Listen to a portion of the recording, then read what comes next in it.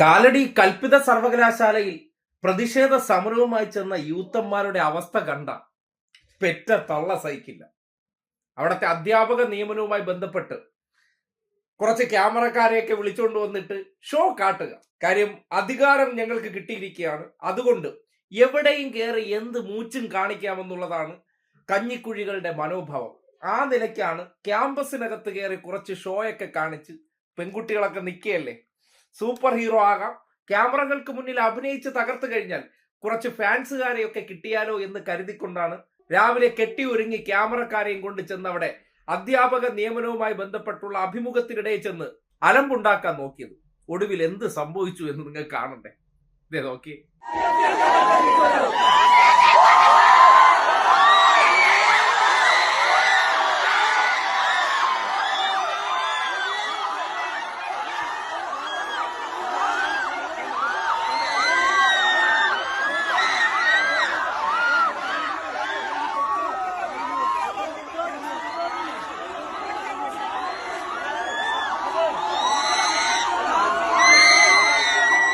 അയ്യോ, പരമ കഷ്ടം തന്നെ. വിദ്യാർത്ഥികളെല്ലാം കൂടെ വളഞ്ഞിട്ട് കഞ്ഞിക്കുഴികളെ കൂവി നാട്ടിച്ച് അപമാനിച്ചിറക്കി വിട്ടു.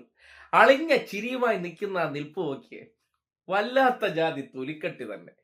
എവിടെ പോകണം എവിടെ പോകണ്ട എന്നല്ല, ഇപ്പോ അധികാരം ഇരിക്കണോണ്ട് ഞങ്ങൾ എല്ലായിടത്തും പോകും എന്നുള്ള രീതിയിൽ കഞ്ഞിക്കുഴികൾ ചെന്ന്, കാലടി കൽപ്പിത സർവകലാശാലയിൽ ചെന്ന് ഈ ഊളത്തരം കാണിക്കാൻ ചെന്ന് നാണം കെട്ട് തൊലി ഉരിഞ്ഞിറങ്ങി പോകേണ്ടി വന്നു. അവസാനം ആ കൂവല് അവിടെ നിന്ന് രക്ഷപ്പെട്ട് പോകാൻ പോലും വയ്യ. ഒരു ക്യാമ്പസ് ഒന്നടങ്ങ് ഇങ്ങനെ വന്ന് നിന്ന് കൂവി നാറ്റിക്കണമെന്നുണ്ടെങ്കിൽ യുവന്മാർക്ക് വിദ്യാർത്ഥികളൊക്കെ കൊടുത്തിരിക്കുന്ന പരിഗണന എന്താണെന്ന് തെളിയിക്കുകയാണ്.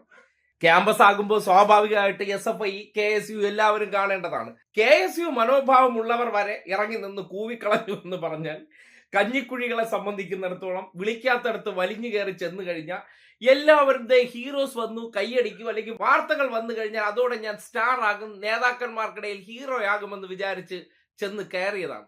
എന്ത് വേണം, തികഞ്ഞു. ഇനി ജന്മത്ത് കാലടി സർവകലാശാല എന്ന് കേട്ടാൽ അപ്പോഴേ തലയെ മുണ്ടിട്ട് കഞ്ഞിക്കുഴികൾ എസ്കേപ്പ് ആകുന്ന അവസ്ഥ ഉണ്ടാകും.